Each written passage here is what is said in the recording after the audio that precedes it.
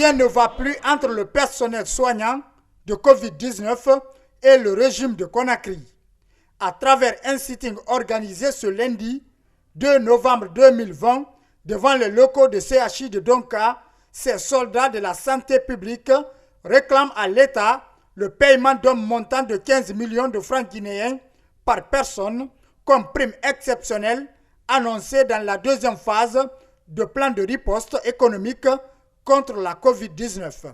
Selon le coordinateur du collectif, le gouvernement, à travers le Premier ministre, avait annoncé avoir remis le montant au ministre de la Santé. Au moment où je vous parle, personne parmi ces soignants ne diront qu'ils ont reçu la prime exceptionnelle. Nous avons épuisé toutes les pistes administratives. Nous avons écrit partout. Nous avons eu des réunions de concertation. On dit chaque fois qu'on nous revient, ça reste lettre morte. Nous pensions en tant que personnel soignant, en tant qu'intellectuel, quand le Premier ministre chef du gouvernement parle, il engage toute une nation. Si l'ANSS le dit, nous ne sommes pas politiques, nous sommes médicaux, nous ne suivons que nos malades.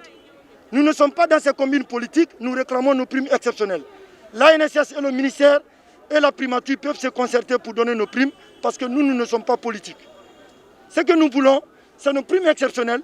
S'ils nous donnent aujourd'hui, nous arrêterons nos sittings, nous arrêterons nos interviews, nous allons tout arrêter. Mais tant que nous n'avons pas nos primes exceptionnelles, nous allons continuer nos sittings et à la date du 13 novembre, nous allons arrêter l'activité.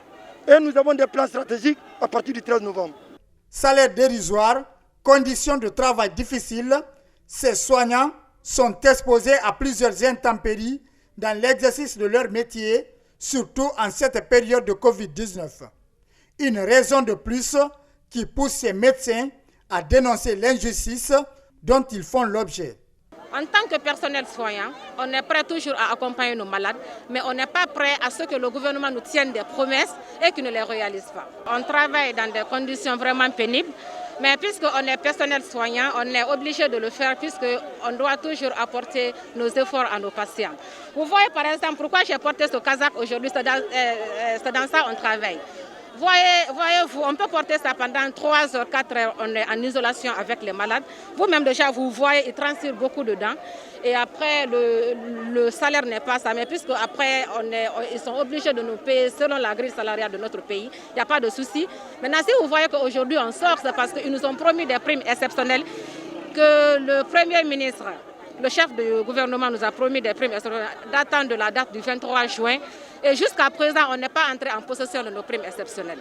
Si rien n'est fait dans une semaine pour rétablir ces médecins dans leurs droits, le collectif compte arrêter toutes les activités dans les différents centres de traitement épidémiologique à partir du lundi prochain.